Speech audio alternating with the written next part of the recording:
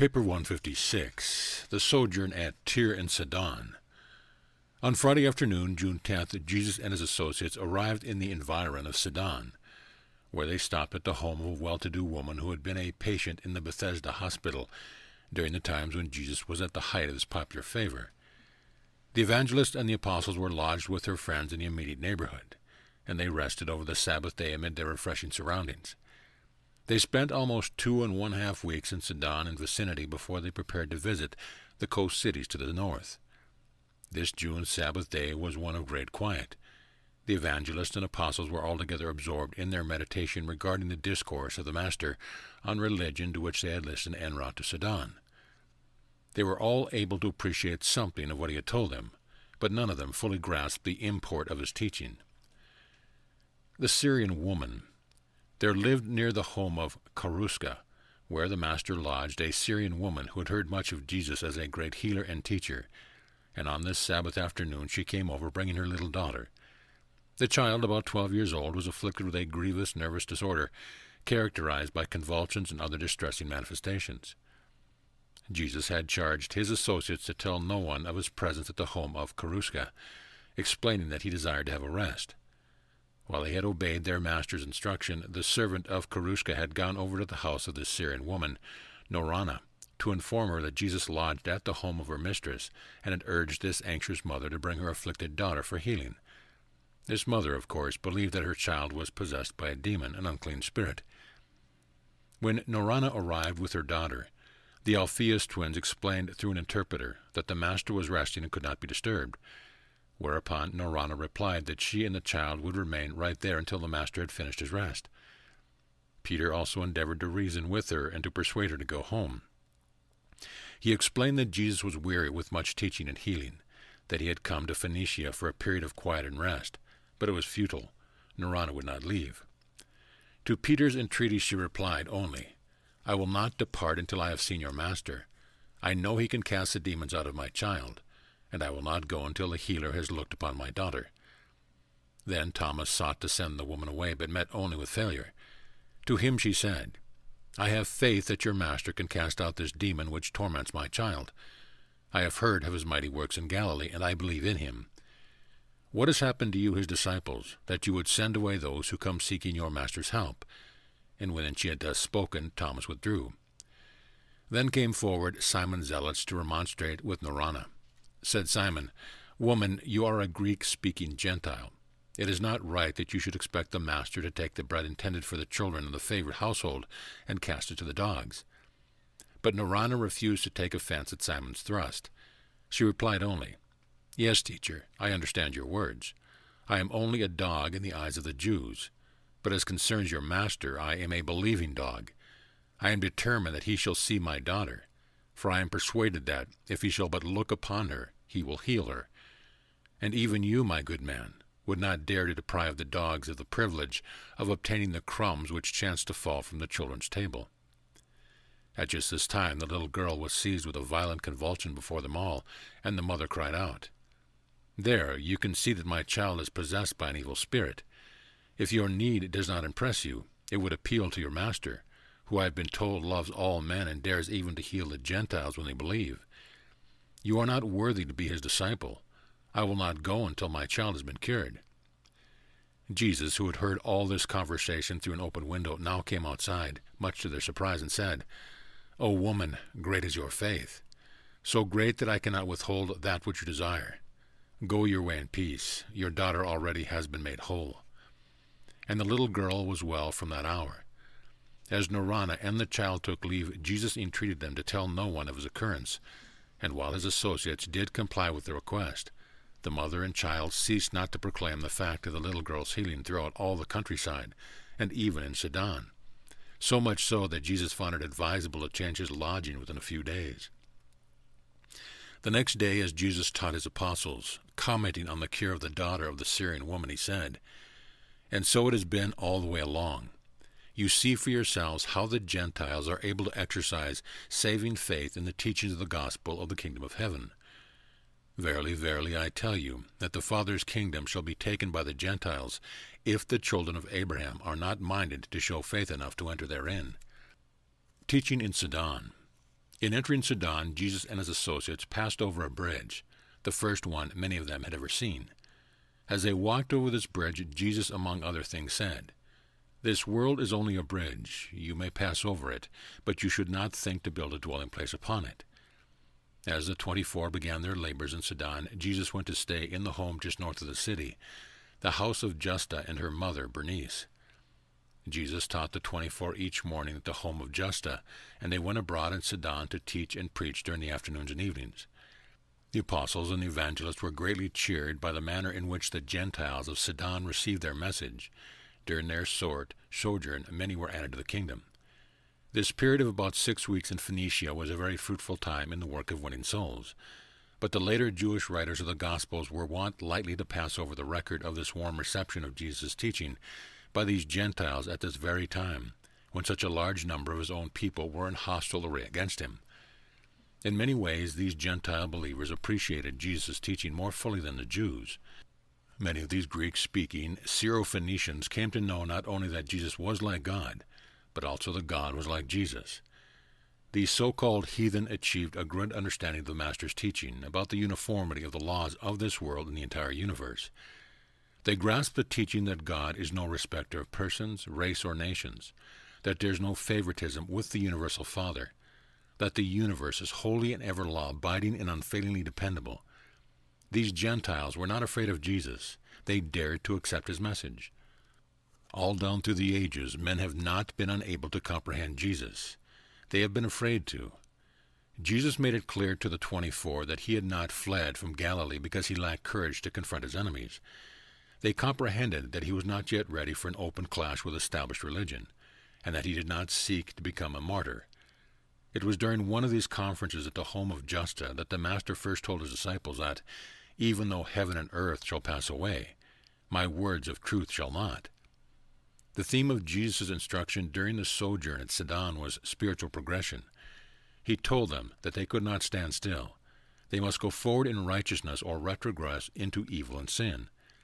He admonished them to forget those things which are in the past while you push forward to embrace the greater abilities of the kingdom. He besought them not to be content with their childhood in the gospel, but to strive to the attainment of the full stature of divine sonship in the communion of the Spirit and in the fellowship of believers. Said Jesus, "My disciples must not only cease to do evil, but learn to do well. You must not only be cleansed from all conscious sin, but you must refuse to harbor even the feelings of guilt. If you confess your sins, they are forgiven. Therefore must you maintain a conscience void of offense." Jesus greatly enjoyed the keen sense of humor which these Gentiles exhibited. It was the sense of humor displayed by Norana, the Syrian woman, as well as her great and persistent faith, that so touched the Master's heart and appealed to his mercy.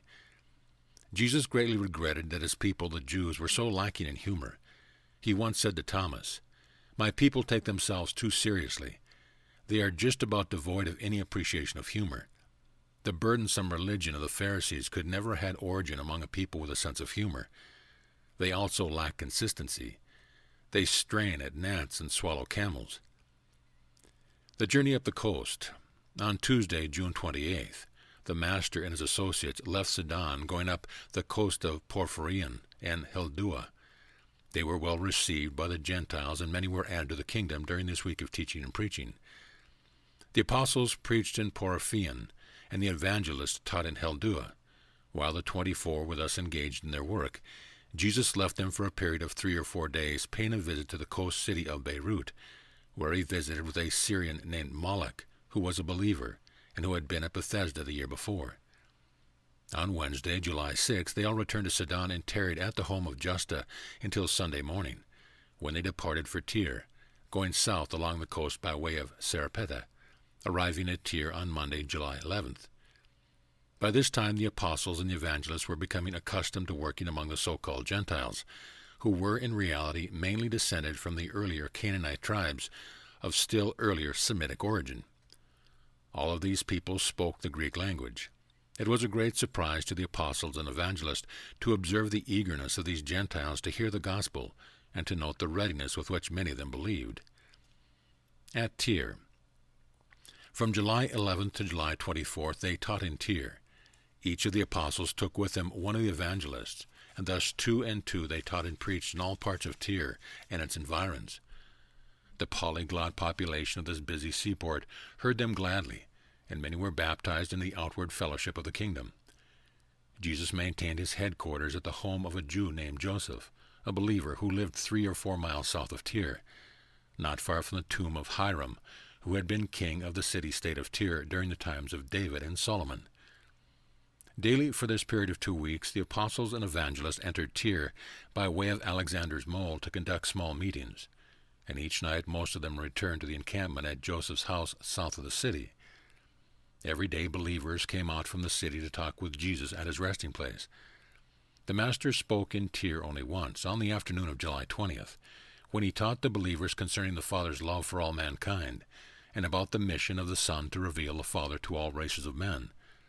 There was such an interest in the gospel of the kingdom among these Gentiles that, on this occasion, the doors of the Melkarth temple was opened to him, and it is interesting to record that in subsequent years a Christian church was built on the very site of this ancient temple.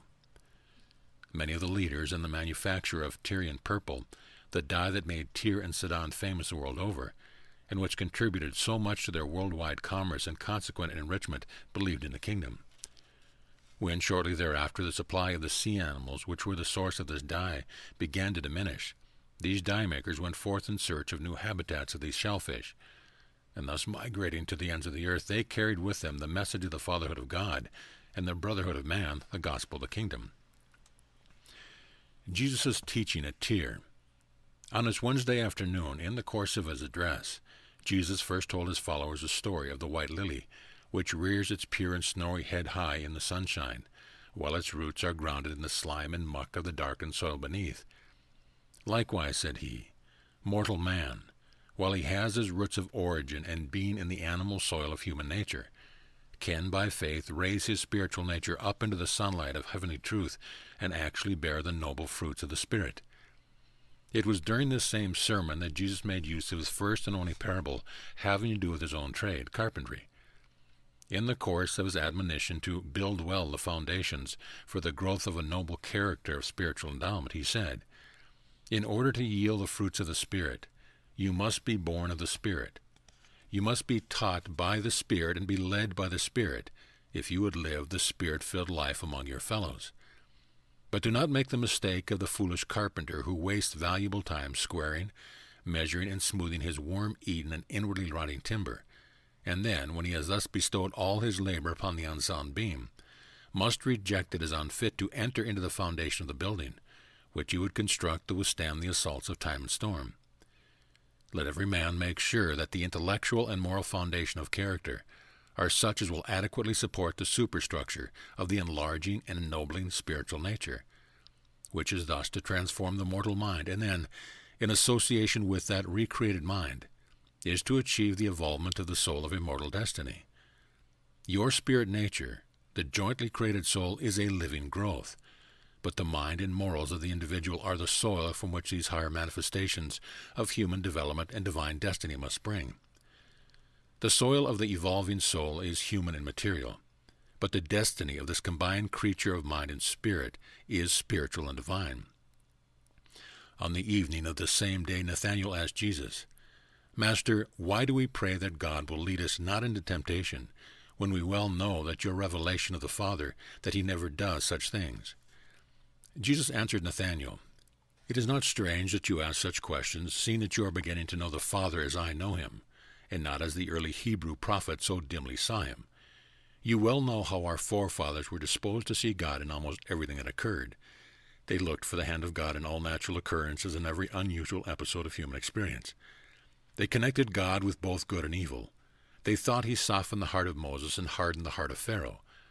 When man had a strong urge to do something good or evil, he was in the habit of accounting for these unusual emotions by remarking, The Lord spoke to me, saying, Do thus and so, or go here and there. Accordingly, since men so often and so violently ran into temptation, it became the habit of our forefathers to believe that God led them thither for testing, punishing, or strengthening. But you indeed now know better. You know that men are all too often led into temptation by the urge of their own selfishness and by the impulse of their animal nature. When you are in this way tempted, I admonish you that, while you recognize temptation honestly and sincerely for just what it is, you intelligently redirect the energies of spirit, mind, and body, which are seeking expression, into higher channels and toward more idealistic goals. In this way, you may transform your temptation into the highest types of uplifting mortal ministry, while you almost wholly avoid these wasteful and weakening conflicts between the animal and spiritual natures. But let me warn you against the folly of undertaking to surmount temptation by the effort of supplanting one desire for another, and supposedly superior desire through the mere force of the human will. If you would be truly triumphant over the temptations of the lesser and lower nature, you must come to that place of spiritual advantage where you have really and truly developed an actual interest in and love for those higher and more idealistic forms of conduct which your mind is desirous of substituting for the lower and less idealistic habits of behavior that you recognize as temptation. You will, in this way, be delivered through spiritual transformation, rather than by increasingly overburdened with the deceptive suppression of mortal desire. The old and the inferior will be forgotten in the love for the new and the superior. Beauty is always triumphant over ugliness in the hearts of all who are illumined by the love of truth. There is mighty power in the expulsive energy of a new and sincere spiritual affection. And again I say to you, be not overcome by evil, but rather overcome evil with good. Long into the night the apostles and the evangelists continued to ask questions, and from the many answers we would present the following thoughts, restated in modern phraseology. Forceful ambition, intelligent judgment, and seasoned wisdom are the essentials of material success. Leadership is dependent on natural ability, discretion, willpower, and determination. Spiritual destiny is dependent on faith, love, and devotion to truth, hunger and thirst for righteousness, the wholehearted desire to find God and to be like Him. Do not become discouraged by the discovery that you are human. Human nature may tend toward evil, but it is not inherently sinful. Be not downcast by your failure wholly to forget some of your regrettable experiences. The mistakes which you failed to forget in time will be forgotten in eternity. Lighten your burdens of soul by speedily acquiring a long-distance view of your destiny, a universe expansion of your career. Make not the mistake of estimating the soul's worth by the imperfection of the mind or by the appetites of the body. Judge not the soul, nor evaluate its destiny by the standard of a single unfortunate human episode. Your spiritual destiny is conditioned only by your spiritual longing and purpose. Religion is the exclusively spiritual experience of the evolving immortal soul of the God-knowing man. But moral power and spiritual energy are mighty forces which may be utilized in dealing with difficult social situations and in solving intricate economic problems. These moral and spiritual endowments make all levels of human living richer and more meaningful. You are destined to live a narrow and mean life if you learn to love only those who love you. Human love may indeed be reciprocal, but divine love is outgoing in all its satisfaction-seeking. The less of love in any creature's nature, the greater the love need, and the more does divine love seek to satisfy such need. Love is never self-seeking, and it cannot be self-bestowed. Divine love cannot be self-contained, and it must be unselfishly bestowed. Kingdom believers should possess an implicit faith, a whole-soul belief in the certain triumph of righteousness. Kingdom builders must be undoubting of the truth of the gospel of eternal salvation. Believers must increasingly learn how to step aside from the rush of life, escape the harassment of material existence, while they refresh the soul, inspire the mind, and renew the spirit by worshipful communion. God-knowing individuals are not discouraged by misfortune or downcast by disappointment. Believers are immune to the depression consequent upon purely material upheavals. Spirit livers are not perturbed by the episodes of the material world. Candidates for eternal life are practitioners of an invigorating and constructive technique for meeting all the vicissitudes and harassments of mortal living. Every day a true believer lives, he finds it easier to do the right thing. Spiritual living mightily increases true self-respect, but self-respect is not self-admiration. Self-respect is always coordinate with the love and service of one's fellows. It is not possible to respect yourself more than you love your neighbor. The one is the measure of the capacity for the other. As the days pass, every true believer becomes more skillful in alluring his fellows into the love of eternal truth. Are you more resourceful in revealing goodness to humanity today than you were yesterday? Are you a better righteousness recommender this year than you were last year? Are you becoming increasingly artistic in your technique of leading hungry souls into the spiritual kingdom? Are your ideals sufficiently high to ensure your eternal salvation, while your ideas are so practical as to render you a useful citizen to function on earth in association with your immortal fellow? In the spirit, your citizenship is in heaven. In the flesh, you are still citizens of the earth kingdom. Render to the Caesars the things which are material, and to God those which are spiritual. The measure of the spiritual capacity of the evolving soul is your faith in truth and your love for man. But the measure of your human strength of character is your ability to resist the holding of grudges, and your capacity to withstand brooding in the face of deep sorrow. Defeat is the true mirror in which you may honestly view yourself. As you grow older in years and more experienced in the affairs of the kingdom, are you becoming more tactful in dealing with troublesome mortals and more tolerant in living with stubborn associates? Tact is the fulcrum of social leverage, and tolerance is the earmark of a great soul. If you possess these rare and charming gifts, as the days pass you will become more alert and expert in your worthy efforts to avoid all unnecessary social misunderstandings. Such wise souls are able to avoid much of the trouble which is certain to be the position of all who suffer from lack of emotional adjustment, those who refuse to grow up and those who refuse to grow old gracefully. Avoid dishonesty and unfairness in all your efforts to preach truth and proclaim the gospel. Seek no unearned recognition and crave no undeserved sympathy. Love freely received from both divine and human sources, regardless of your deserts, and love freely in return. But in all other things related to honor and adulation, seek only that which honestly belongs to you. The God-conscious mortal is certain of salvation. He is unafraid of life. He is honest and consistent. He knows how bravely to endure unavoidable suffering. He is uncomplaining when faced by inescapable hardship. The true believer does not grow weary in well-doing just because he is thwarted. Difficulty whets the ardor of the truth lover, while obstacles only challenge the exertion of the undaunted kingdom builder. And many other things Jesus taught them before they made ready to depart from Tyre. The day before Jesus left Tyre for the return to the region of the Sea of Galilee, he called his associates together and directed the 12 evangelists to go back by the route different from that which he and the 12 apostles were to take. And after the evangelists had left Jesus, they were never again so intimately associated with him. The return from Phoenicia.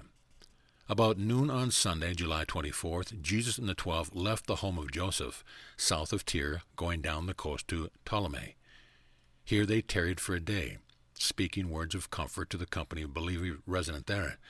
Peter preached to them on the evening of July 25th. On Tuesday they left Ptolemy, going east inland to near Jotapata by way of the Tiberias road. Wednesday they stopped at Jotapata and instructed the believer further in the things of the kingdom. Thursday they left Jotapata, going north to the Nazareth-Mount Lebanon trail to the village of Zebulun by way of Ramah. They held meetings at Ramah on Friday and remained over the Sabbath. They reached Zebulun on Sunday the 31st, holding a meeting that evening and departing the next morning. Leaving Zebulun, they journeyed over the junction with the Magdala-Sidon road near Gishala, and thence they made their way to Gennesaret on the western shores of the Lake of Galilee, south of Capernaum, where they had appointed to meet with David Zebedee, and where they intended to take counsel as to the next move to be made in the work of preaching the gospel of the kingdom. During a brief conference with David, they learned that many leaders were then gathered together on the opposite side of the lake near Charasa, and accordingly, that very evening a boat took them across. For one day they rested quietly in the hills, going on the next day to the park nearby where the Master once fed the 5,000.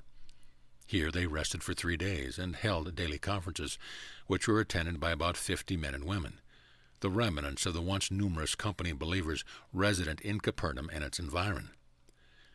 While Jesus was absent from Capernaum and Galilee the period of the Phoenician sojourn, his enemies reckoned that the whole movement had been broken up, and concluded that Jesus' haste in withdrawing indicated that he was so thoroughly frightened that he would not likely ever return to bother them. All active opposition to his teaching had about subsided. The believers were beginning to hold public meetings once more, and there was occurring a gradual but effective consolidation of the tried and true survivors of the great sifting through which the gospel believers had just passed. Philip, the brother of Herod, had become a half-hearted believer in Jesus, and sent word that the Master was free to live and work in his domains. The mandate to close the synagogues of all Jewry to the teachings of Jesus and all his followers had worked adversely upon the scribes and Pharisees. Immediately upon Jesus removing himself as an object of controversy, there occurred a reaction among the entire Jewish people. There was a general resentment against the Pharisees and the Sanhedrin leaders at Jerusalem. Many of the rulers of the synagogues began surreptitiously to open their synagogues to Abner and his associates, claiming that these teachers were followers of John and not disciples of Jesus. Even Herod Antipas experienced a change of heart, and on learning that Jesus was sojourning across the lake in the territory of his brother Philip, sent word to him that, while he had signed warrants for his arrest in Galilee, he had not so authorized his apprehension in Perea, thus indicating that Jesus would not be molested if he remained outside of Galilee, and he communicated this same ruling to the Jews at Jerusalem. And there was a situation about the 1st of August, A.D. 29, when the Master returned from the Phoenician mission and began the reorganization of his scattered, tested, and depleted forces for the first and eventful year of his mission on earth. The issues of battle are clearly drawn as the Master and his associates prepare to begin the proclamation of a new religion, the religion of the Spirit of the living God who dwells in the minds of men. End of paper 156.